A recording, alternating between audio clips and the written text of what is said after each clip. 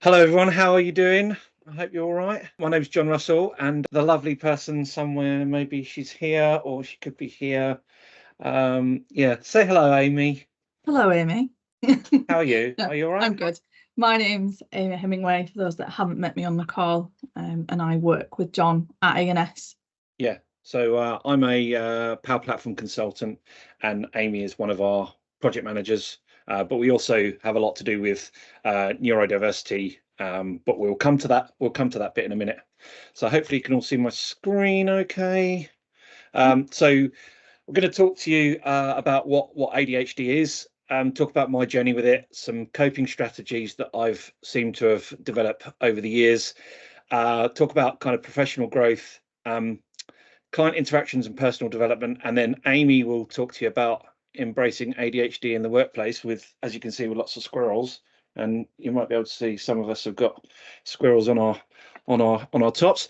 That will all become apparent when we get to that bit. And then she'll also talk about tips for supporting neurodiversity in the workplace, and then we'll have Q&A. But if you've got any questions during this, then by all means just give us a shout. So what is ADHD? The definition of ADHD is attention deficit hyperactivity disorder, and it's a condition which basically affects people's behavior. People with ADHD can seem restless. I'm laughing because I'm like this all the time.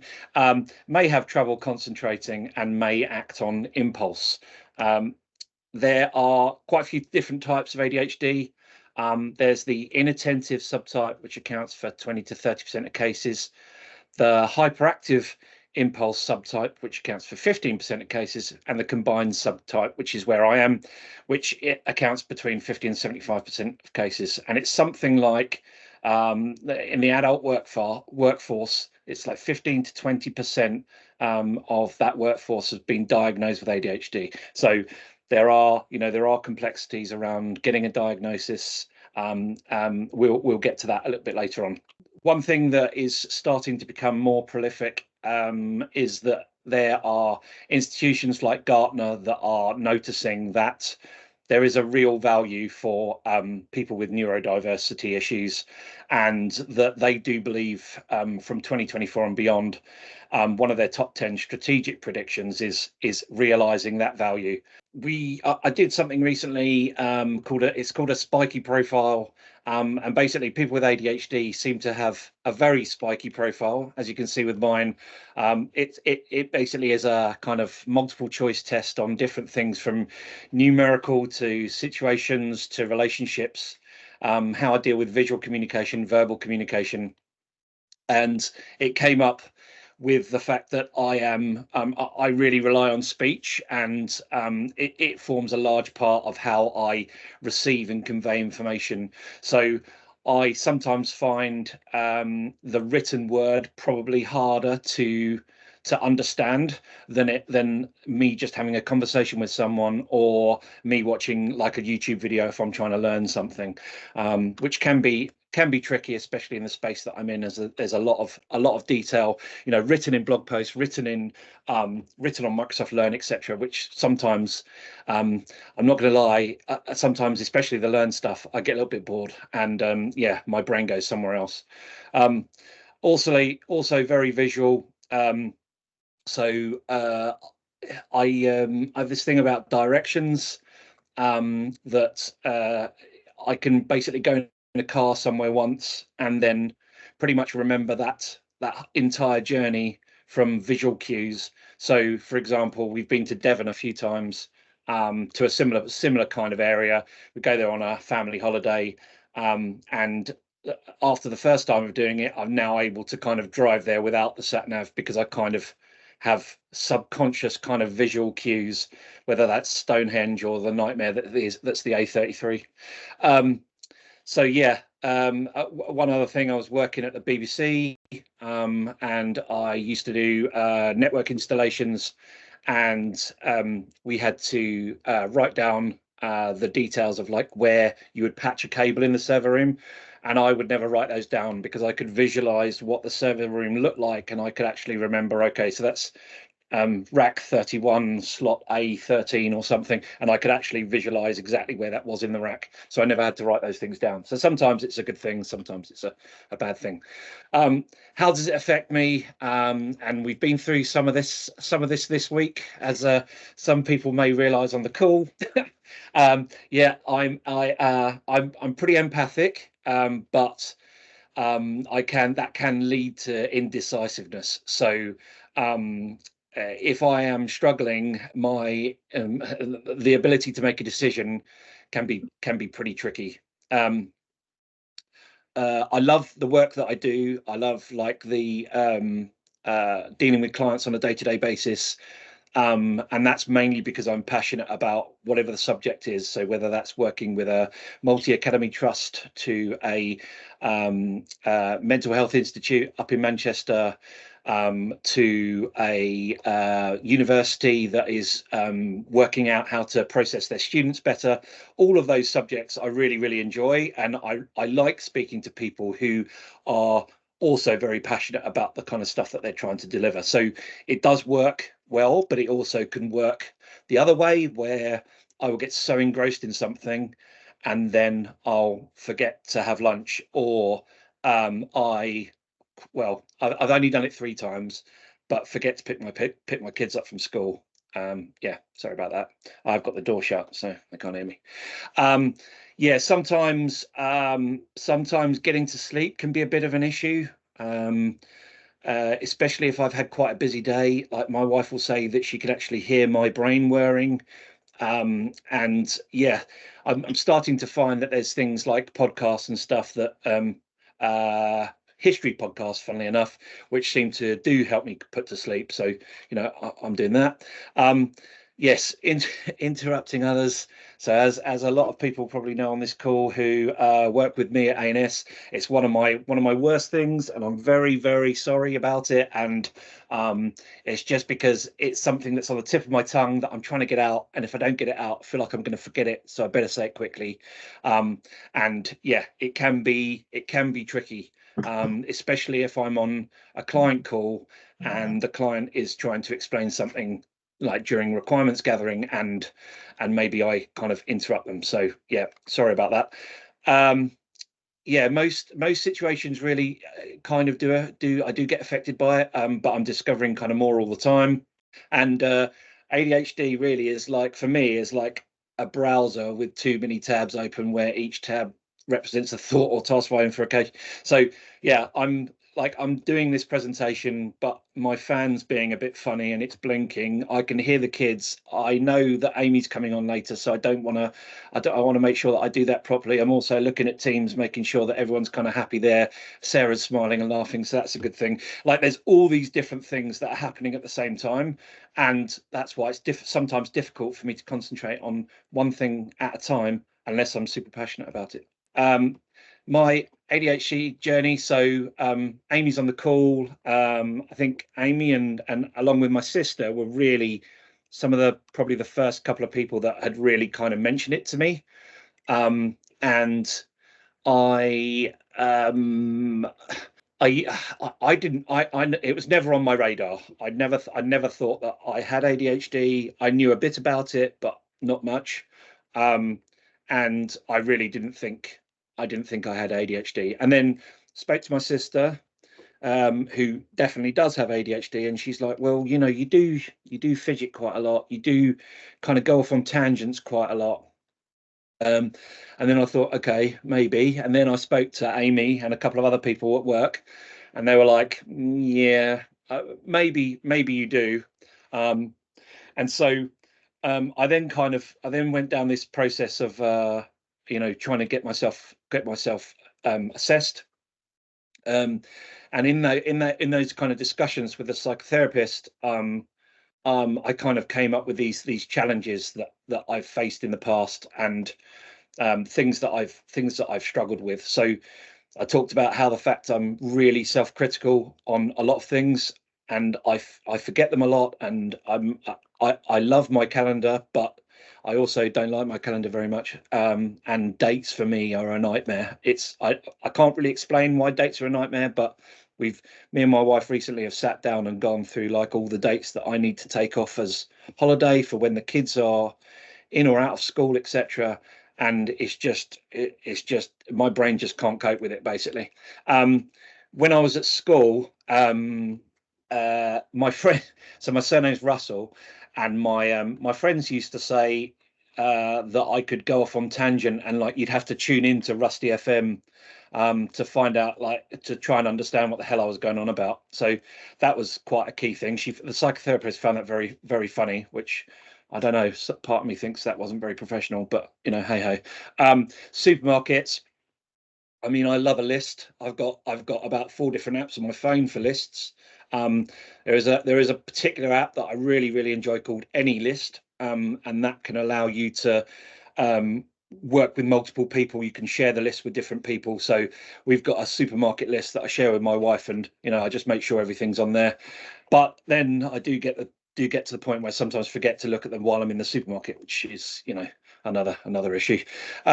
Forgetfulness. So before the invention of low code and all of that kind of stuff, there was good old Excel, and I had a friend called Sarah, and she kept a spreadsheet for me called Don't Forget, which basically had all the dates that I needed to remember, and she did it because I would always forget to do it.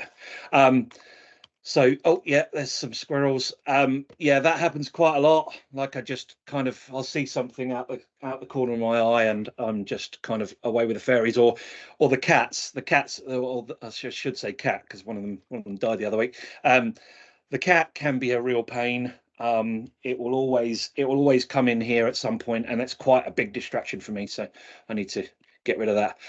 Yeah, impulsivity, again, that's a massive one. Yeah, just impulsive about everything. Fortunately, not so much about shopping, otherwise I'd probably spend my whole life on Amazon. Coping strategies. So yeah, I started blogging. Really, that was mainly for me to remember what I was doing on a day-to-day basis. Like the more complex tasks that I really struggle with, especially work tasks, that is, or technologies within work. I kind of realized I was writing it because I was writing it in a kind of list format, so that I could go back to it and just do what I needed to do step by step. Yeah, organization, notebooks coming out my ears. There's 3 at the moment, and 2 sets of cards and 4 lots of post-it notes next to me. Yeah, there's a lot going on in there. They all have their own kind of place, and whether that's for project work or, you know, learning that I'm doing, all kinds of different things. So self-care, not taking myself or what I say too seriously. Yeah, I do get myself in a lot of scrapes, really. And I think something that ANS and Amy and others have helped me is, you know, to be, you know, quite upfront and honest about telling people that I've got ADHD, and, you know, to explain it to them a little bit. That's a little bit harder when you're working with different clients, but I think I can get to the point where I can have that relationship with them where I'm able to tell them that, and it's, you know, it does help them understand me, and helps me understand them too. Professional growth, yeah, the ability to hyper focus is a blessing and a curse. Yeah, it is really good, but then it can mean that I am just literally squirreling away till, like, you know, 8-9 o'clock at night, when really probably that's not a great idea. That's happened a couple of times, where I just kind of lose all concept of time, really. So I am able to think differently about different situations, but you can also get bogged down in the hyper focusing. So there could be, you know, one result and one thing to do, one way to do it, and I believe that's the only way to do it. And if I get challenged on that, I can be a little bit difficult, and it's something that I'm working on. And then we're lucky that we work for a great company, ANS.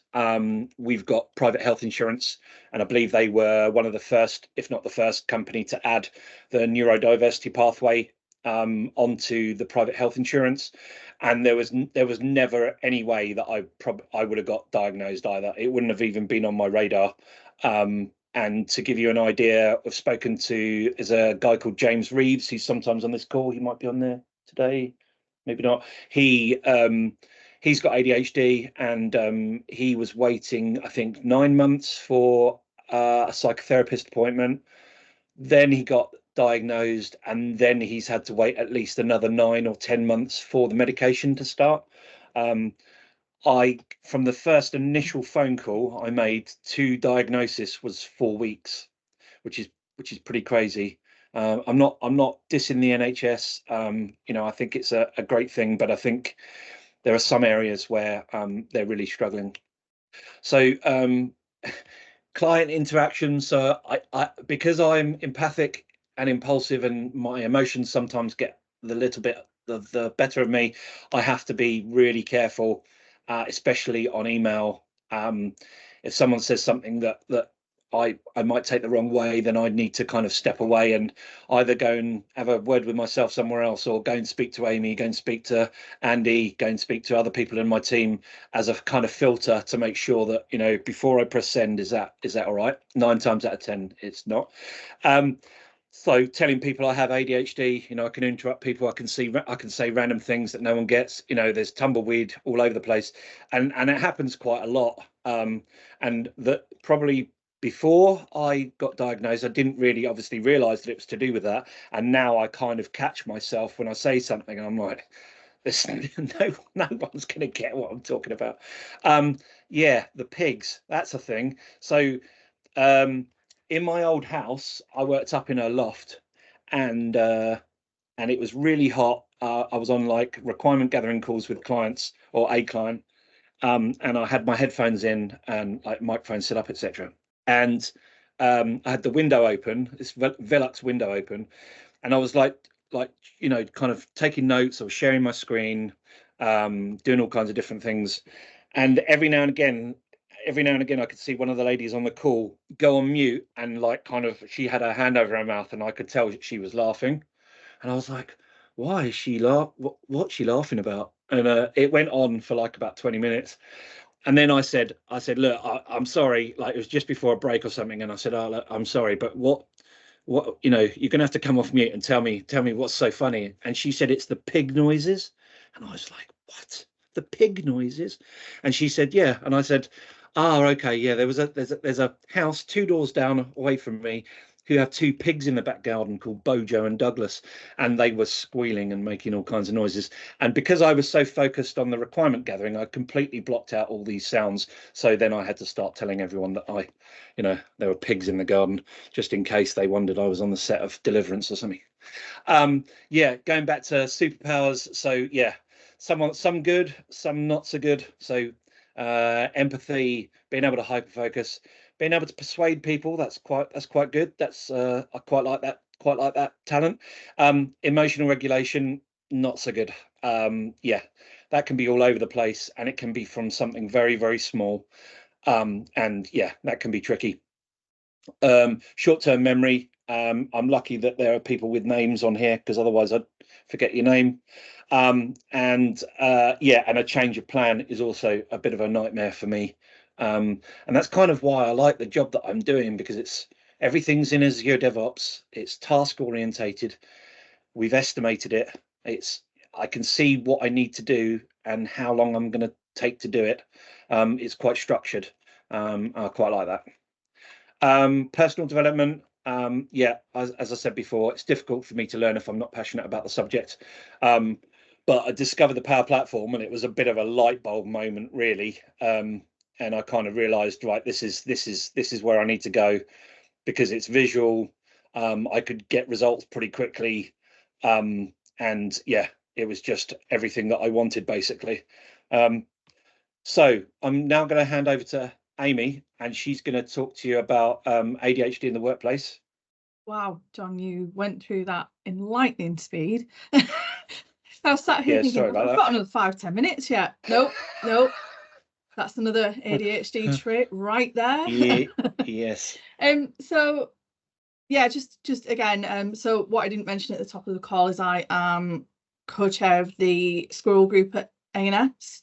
We are a I think 78 member strong group of neurodiverse talent and allies. We were only created a year ago in the business, so quite a new ED&I group at ANS, and we are one of 7. So we also have a Women in Tech group, a Diversity and Beyond group, an ABLE group, and many more. I'm not going to list them all on the call. If you are interested after, I can send you a list of all the groups that we have. But we all work in collaboration with each other. So an example is we are currently looking at autism and ADHD in Black and ethnic minorities. So it's something we are looking to explore and have people in to chat about. The group in general is a really friendly group.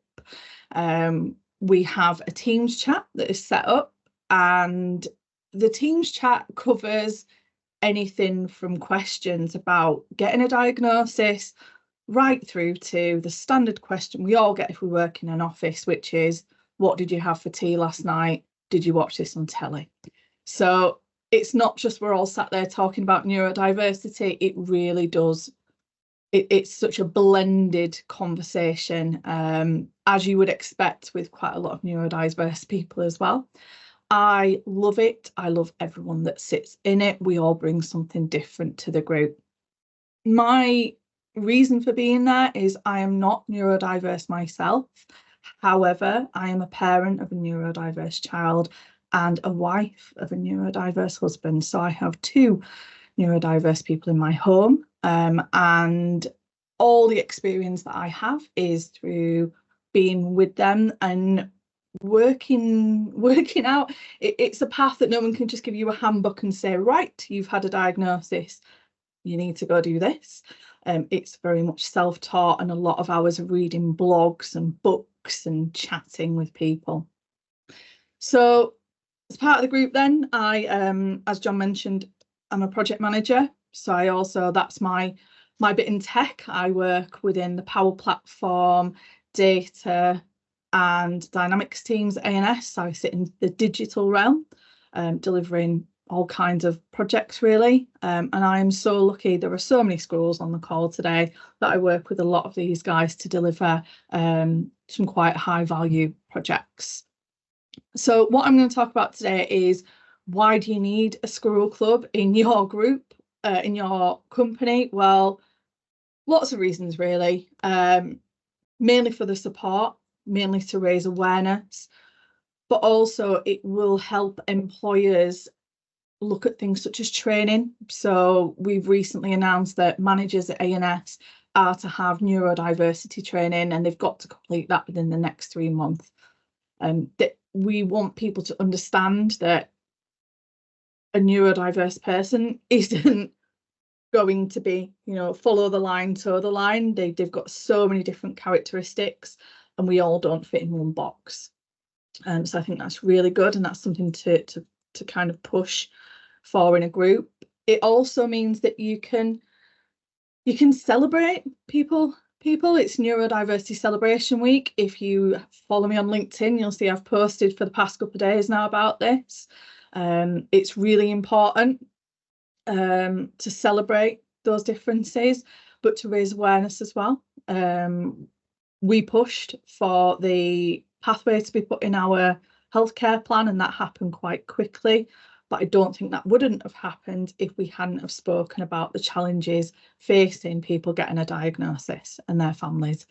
You can celebrate things together. So if certain new laws come out, there haven't been many recently, but if certain things come out, if different days are created, or even celebrating, for example, a couple of weeks ago, my daughter found out that she'd got the school that we need that fits her SEND requirements. And as a Squirrel group, we celebrated that together, which I thought was really nice.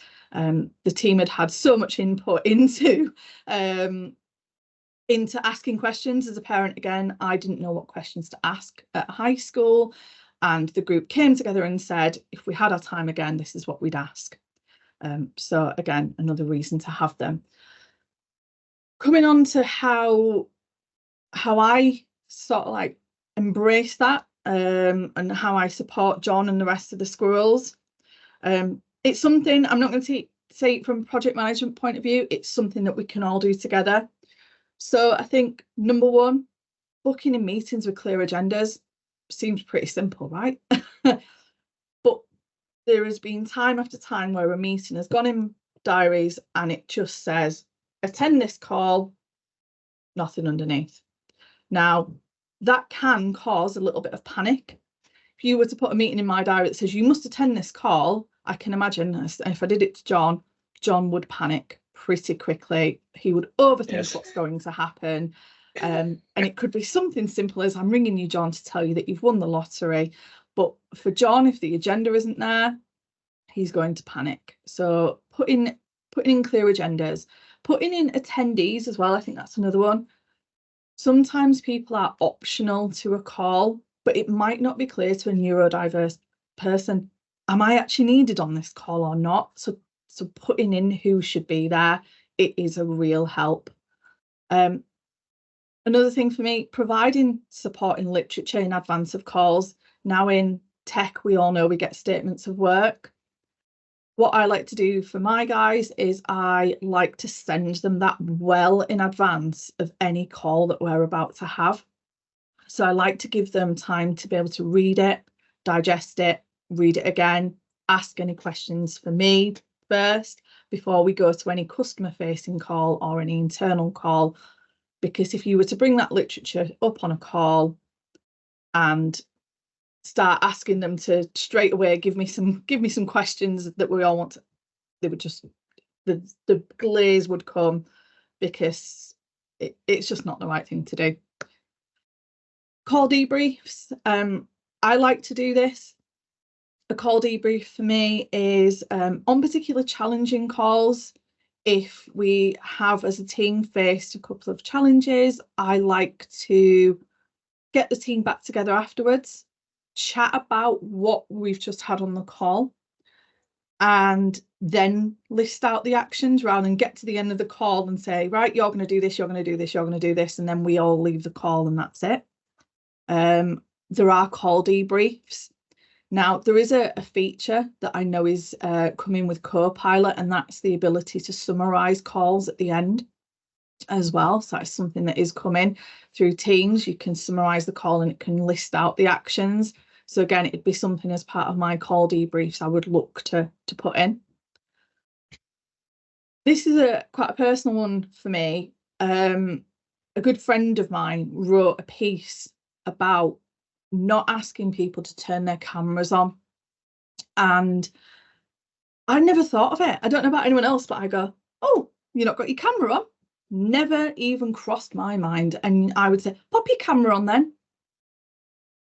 The real trauma that can cause someone, neurodiverse or not. We've recently had the menopause team tell us that actually not being told to put a camera on is best for them. If somebody's having a hot sweat, then not having to sit on camera and have that happen to them is great.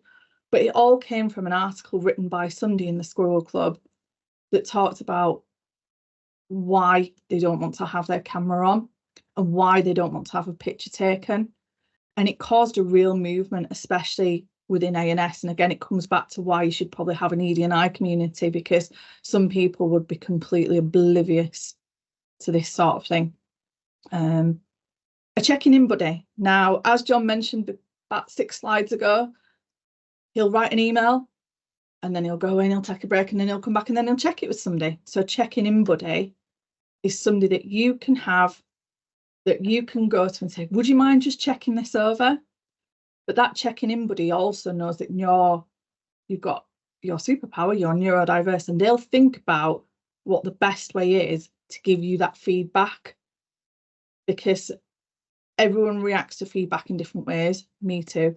I can sometimes take it really bad, and I can sometimes, well, more often than not, I take it the wrong way. But if you, for example, my daughter, if I said to her, please don't do that, you really shouldn't do that, I don't want you to do it, it's going to cause an issue. Instantly, I've just poured petrol on a fire and I've lit the match, and I can imagine she's not going to be very happy.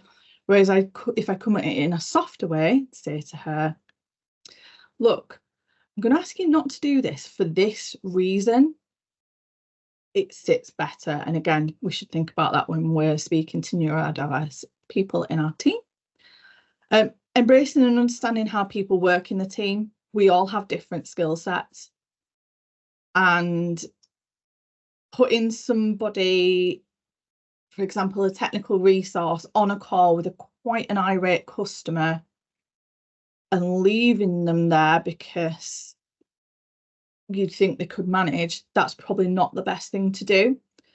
But putting somebody forward on that call that might be a little bit stronger in dealing with that customer is 100% the right thing to do, and that person might report back to the team. Or thinking about, are they, and having a chat with them, not just saying, you're coming off the project, but do you want to be customer facing or do you not want to be customer facing? Because there's loads of technical things that can happen in the background without having to join a customer call. So I think for me, that's one to look at. And then being approachable and aware of neurodiverse conditions. It comes back to what I said about management, having training. But I think we're all responsible for looking into what neurodiverse conditions are out there. Dyslexia is one of them, Tourette's, dyscalculia, ADHD, autism, or ASC. They all fall under this umbrella.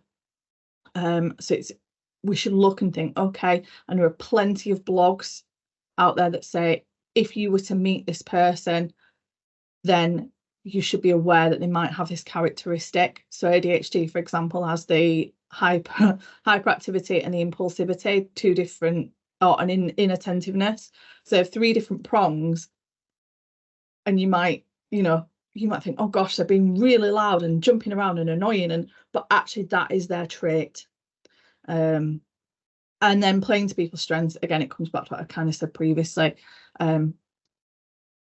If you know that person's really, really invested and has got a massive hyper focus on something, then play to that strength, ask them the questions, that's, to me, we all have different strengths. I could sit and talk to you about cats probably till, every different type of cat, because that's my strength. I like cats. But if I asked John to talk to me about cats, well, he'd tell me that one wanders around in his room and distracts him, but he probably couldn't give you much information past that point. It's a Turkish fan. There we go. Turkish fan. That's it. There we go. So it's just about that. And, there are several ways. There are several avenues you could go down. If you became an ally, if you created this type of group, you would, through speaking to its members, you would hear different stories. You'd hear different ways that people like to deal with things. So just don't think because I've said do it this way, then that's the way to do it. If somebody says to you, I'm neurodiverse, probably take 5 minutes out of your diary to give them a call and say, right, what's the best way that we're going to work together then? It's 5 minutes, but that will mean a lot to them. And also you will know how to get the best out of them. I think that's it for my slide, John. Are there any questions? Come on, don't be shy. I've written loads down, but I don't want to hog it. Emma, hi Emma. Emma. Hello, Emma. No, I made it. Sorry, I missed the beginning of your session, John. I'm really sorry. So I was really interested what you were saying about meetings with people who don't want to come on camera. And just so you know, we do have neurodivergent people in my family, and I am menopausal, so I completely get it. I do completely get not wanting to be on camera, and I'm actually on my phone at the moment, which is why I'm not on camera right now. Normally I would be. One of the things I really struggle with from a work point of view, I'm a solution architect, and I run lots and lots of, especially now, remote workshops, remote requirements gathering sessions, and not having people on camera and not being able to see people's faces, I would say that makes our job 100 times worse, more difficult. And I think it's really interesting to say, we shouldn't expect people to come on camera. We absolutely shouldn't. And I never ask people to come on if they don't want to. But at the same time, actually, I'm wondering if then the result for me of that is that, well, then I have to come on site, and you have to come on site, and we need to get everybody around a table. Because I think it's certainly when you're trying to gather requirements and you're trying to work out why something's important to somebody, when you sort of saying, you know, we're going to build you this system and you need to have this thing, and why do you need to have this thing, and explain it to me. If somebody's not on camera, it's really, really hard to see what's going on. And you know, I'm just wondering if there's ways around that. Yeah, it's interesting. We spoke, not that you can really see facial expressions, but there was a period where we dabbled with avatars. Microsoft Teams have avatars, and we dabbled with having them showing because they move around and they look like normal people talking. It is a hard one, whether in those requirement sessions you could keep them a closer circle and a safer space if that person really doesn't want to, you know. I'd probably get one-on-one with someone if I could. One of the problems we're having, I mean, I'm on a really big project at the moment, and one of the problems we've had all the way through is that they invite 30 people to the meeting. Ooh, and then like 2 people will talk, and those people might come on camera, they might not, but you have a sea of people all logged in, not speaking. It's like tumbleweed in the background. You've no idea how what you're saying is landing, if they agree with the other person that's talking. It's that kind of, like I said, I would never want to force anybody to be on camera who didn't want to be. But it makes me think about how we work remotely now, and more remotely than we used to, and how that works, right? How that, do we need to shift our working patterns and our ways of working maybe to get around this stuff? So Emma, what's really interesting is Adam has his hand up, and Adam is the person who Amy was talking about. Adam works with us at ANS, and it'd be good to just get his perspective on you know, the reasons around that. Yeah, if you're okay to talk, Adam. That'll be fine. Okay, so off the back of the point that you made then about working from home a lot more now. Interestingly, I started working from home in 2016 because of the traits I exhibit at work. Okay, so it was just easier for me to deliver projects without some of the back and forth that would be very customer facing, which would be very face to face and on camera. But we never had the technology to do that anyway. You dial up and fall over. Yeah. I was working from home around the same time as well, on and off, Adam. So yeah, I agree. Okay, so but why do I have so much issue with it? Okay, well, the thing is, I never used to realize that I did. I just used to suffer a lot. What happened is I was out because it was a leaving do. That's not often I leave the house, but there was a leaving do with a friend at work, and she was going, "Oh my God, Adam Mellor's on Facebook. Oh my God, why didn't someone tell me?" And I'm like, "I'm not on Facebook. Put it down." All right, but no, she found me on Facebook, and she was looking through the photographs, and she was saying, "What happened there? The date just at this date, everything just stops being uploaded. All of a sudden, pictures stopped being uploaded." And I took a look at it. I thought, that's weird. I looked at it, and the date clicked. And what happened is, I'm epileptic. I've been epileptic since I was 4. They had to switch up the medication that I took because I had a really big seizure. The medication was switched up on the month that everything stopped being uploaded and no photos were allowed. But I didn't know that. I wasn't aware of that at the time. And then when I look back on what I actually did do, I sort of hid myself away inside in home. I stopped going out with friends. I stopped going to a book group that I've gone to for like decades. And I just sort of hid myself away for a bit until I got used to this medication and the side effects. But reading into it all, a massive effect of the drugs. And in fairness, it does keep me alive. So there's that. but a lot of it is anxiety. Is that it makes me very, very conscious. So if I was on camera now, I would think, oh, they can see me. What are they thinking about me? And while I'm thinking about one thing, and I'm talking about another thing, if your mind zips forward to start anticipating what's going to go on next, what's doing all this, my head will fall off. Okay, I'll get very anxious, I get very worried, and it can get very depressing.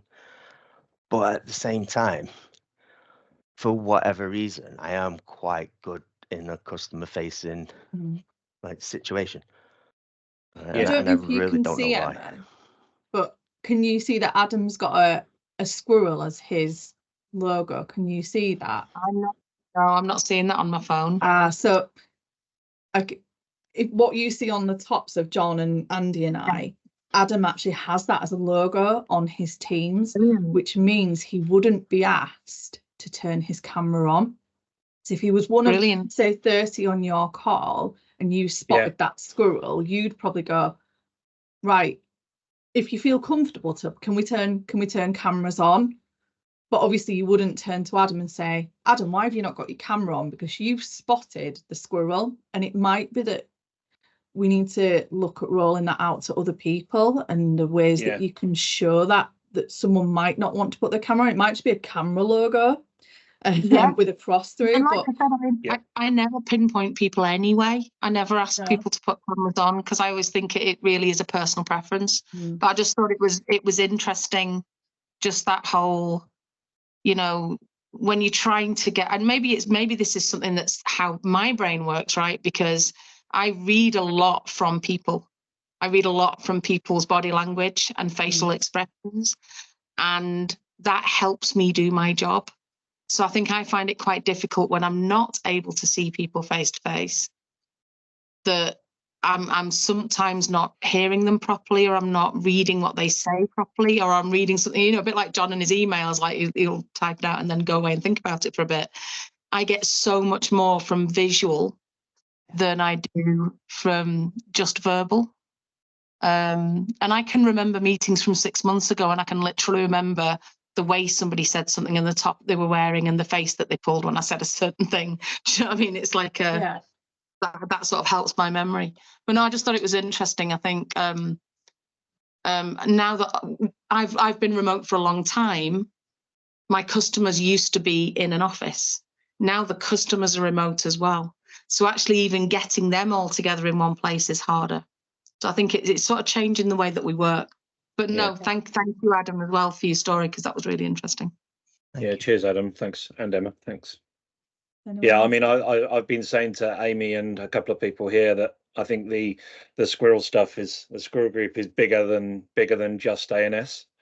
And that was very evident when we were at South Coast Summit as a company, and we had people queuing to come and speak to the people at the Squirrel table. Not necessarily about the cloud services we provide. I mean, I probably shouldn't say that. No offense, Michael. I can see you on the call as well. But there was a lot of people coming to speak to the Squirrel Club people, and it resonated with a lot of people. And I think it's something that companies should be looking at and doing something about, not just saying they're doing something about, but actively doing something about it. And I've been at a few places, and I would say ANS has been the best at that. You know, they really do. You know, the Squirrel Club, the mental health first aiders, we've all got a budget assigned to us. You know, we are part of the business plan.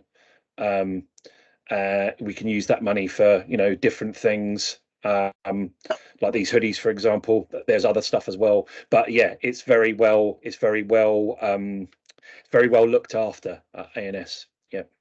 So I have a bit of a question, and I listened to the Sprint Zero podcast with James John. He's at Sequel Bits this week, which is why he couldn't make it. Nice. And I heard the difference in kind of his journey to diagnosis and yours, and it is quite significant. And is it about £400, I think, as well. I've got a friend who does that for a living. So no freebies either, unfortunately. But so it's great that there's a budget there for the support at ANS, and it's great that you shout about it. It really, really intrigues me. But for a consultancy, a billable business, how do you measure the time for the extra adjustments that might be needed? Does that make sense? You know, for any how much disruption maybe the extra bits that are needed cause to project delivery? Is that something you look at, or does that make sense?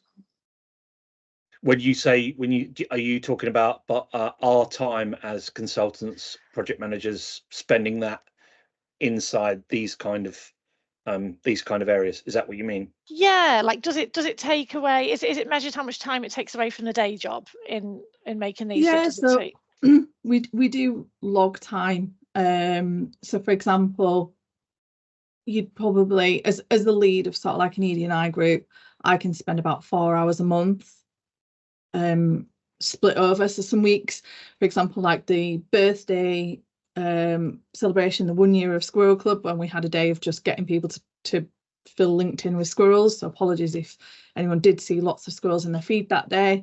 I did, that probably, I wanted my own squirrel. I wanted one. Oh my God, just so many squirrels. But then there are other things that we do that also benefit the business. So it has business value. So for example, we've recently been looking at our transition for apprentices and what we can offer them. And so looking at policies, I've got a call in a couple of weeks to look at our employee value and what we can put in there. My colleague Kelly and I, so Kelly's the other co-chair, we've been looking at recruitment. So again, whilst it might take out of, say, project delivery time, it offers the business value in other ways, us having a group. We share generally everything within the squirrels and ask people to pop back. But to be honest, the chat that we have, it becomes daily life. You've probably got a chat open and you'll just, a quick 2 minutes. Hi, everyone. Is everyone okay? And then, so I wouldn't say it's a full-time job being a squirrel in a squirrel group.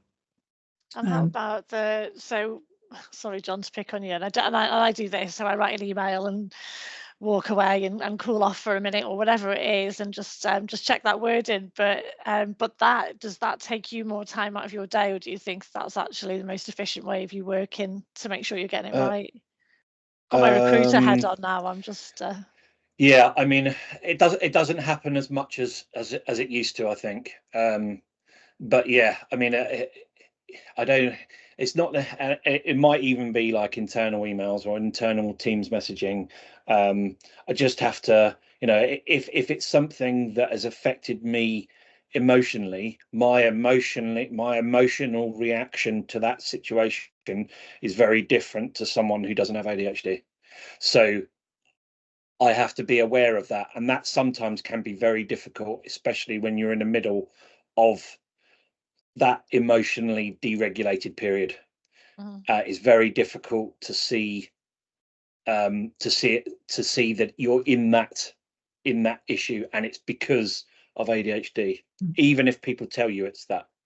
So it's good to have that person. I have a person in here actually that if I know I might not be reacting the way I should to something, and she'll just get a message off me and I can gauge by kind of her reaction, am I being reasonable or unreasonable?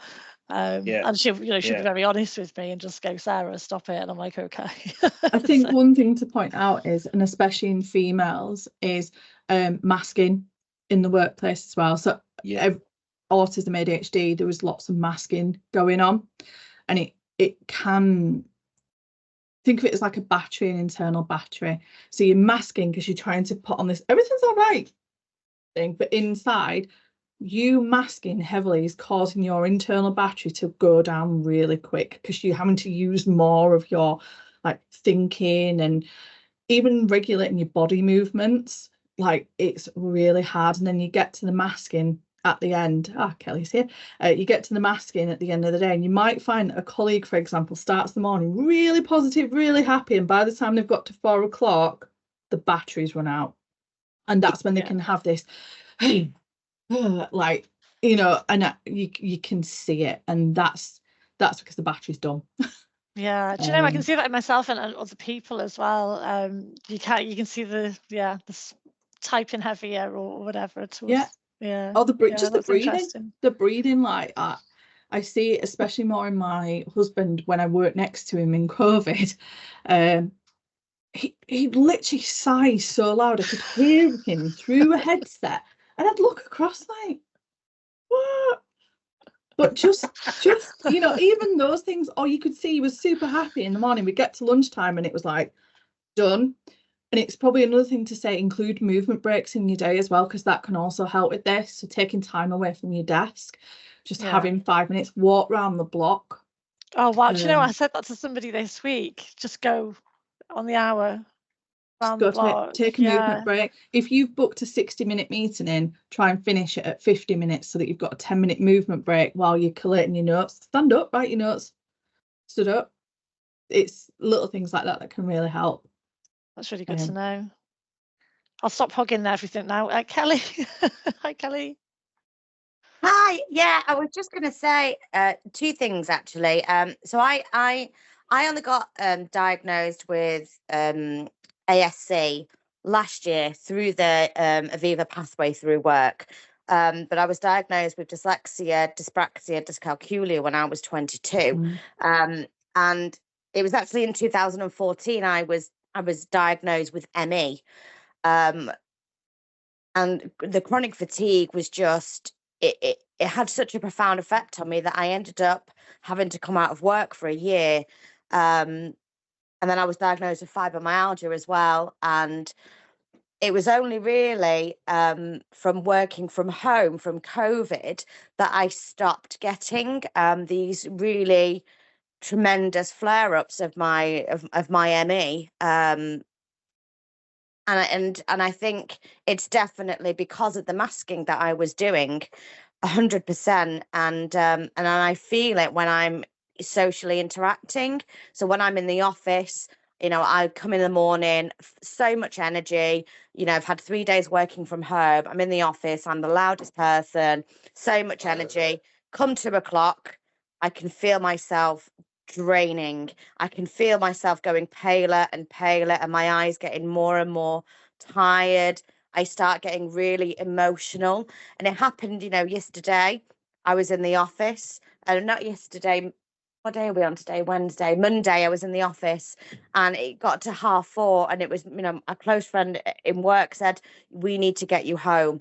You cannot make it another 30 minutes. I know you wanted to try and get in, you know, work till 5, but you need to go," because I was just so emotional. I was teary, and it was just having a day, the lights, the interaction, going into physical meetings, face-to-face meetings has such a profound effect. And then the day after, there's nothing left in your battery, that physically you've got nothing left in you. I mean, I've literally worked in bed most of today. Normally I'm on camera. Normally I'm like, you know, I do go on camera, but I've just got nothing left in me because I've had 2 days of being interactive. So yeah, it has such a physical effect as well as mental from having to mask. It's exhausting.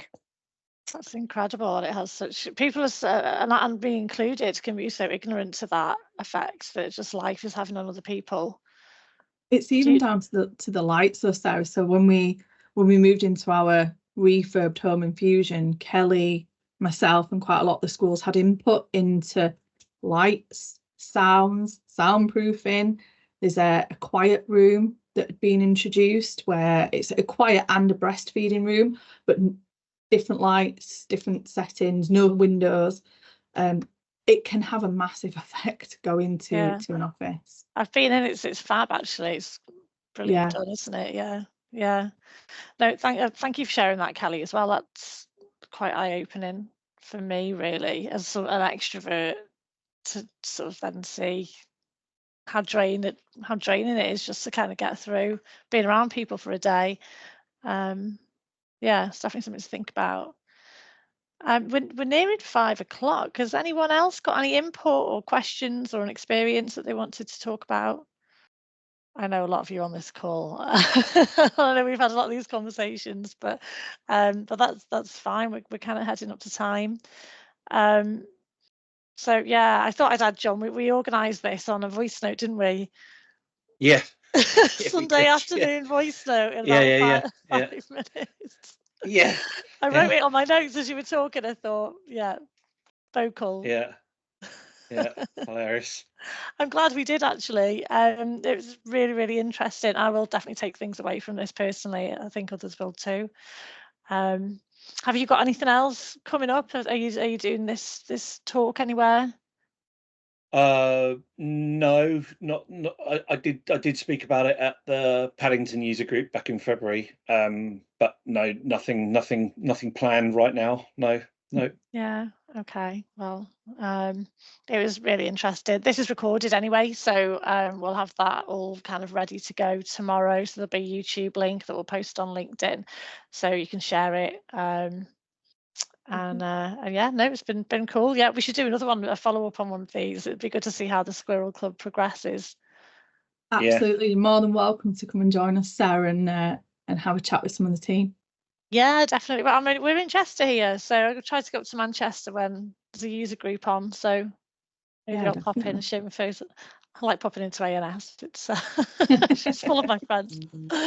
But no, awesome. Thank you so much. Thanks to everyone who came, and hope to see you all soon. Cool. Thanks everyone. Bye bye. Cheers, Sarah. Thank you. Bye. See ya. Bye. Bye.